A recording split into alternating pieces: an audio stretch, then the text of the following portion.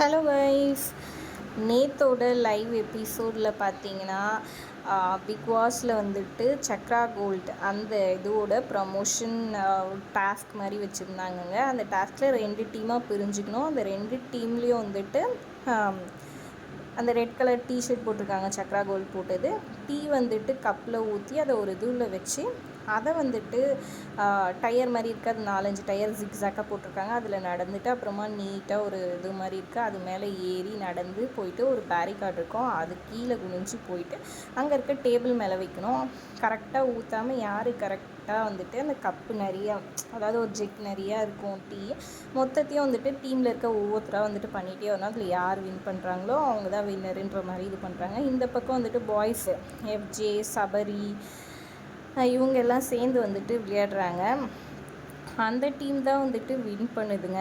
அந்த டீமுக்கு தான் வந்துட்டு சக்ரா கோல்ட் டீ வழங்கும் அந்த பெரிய பேக்கை அது வந்துட்டு கொடுக்குறாங்க. அவங்களுக்கு சந்தோஷமாக வாங்கிக்கிறாங்க. இதில் ஒரு சுவாரஸ்யமான விஷயம் நிறைய நடந்துச்சுங்க. அதில் கம்ருதீன் வந்துட்டு மிமிக்ரியெல்லாம் பண்ணுறாரு, பிரகாஷ் ராஜ் மாதிரி செமையாக நல்லா பண்ணுறாருன்னு சொல்லலாங்க. கம்ருதீனுக்கு டேலண்ட் இருக்குது, பட் அதை ரொம்பவே வந்துட்டு வெளிக்காமிக்க மாட்டேங்கிறாரு. தேவையில்லாத விஷயத்த வெளிக்காமிச்சு கெட்ட பேர் வாங்கிக்கிறது மட்டும் இல்லாமல் வெளியே வரத்துக்கான வாய்ப்புகளையும் நிறையவே நம்ம கம்ருதீன் செயல்படுத்துகிறாரு. இந்த மாதிரி மிமிக்ரி பண்ணுறது, நல்லா பாட்டும் சூப்பராகவே பாடுறாரு, வாய்ஸும் நல்லா இருக்குன்னே சொல்லணுங்க. ஆனால் அவர் டேலண்ட் யூஸ் பண்ண மாட்டேங்கிறாரு, வெளியே காமிக்க மாட்டேங்கிறாருன்னு தான் எனக்கு தோணுது. நீங்கள் என்ன நினைக்கிறீங்கன்னு மறக்காமல் கமெண்ட் பண்ணுங்கள். வீடியோ பிடிச்சிருந்தா லைக் பண்ணிக்கோங்க.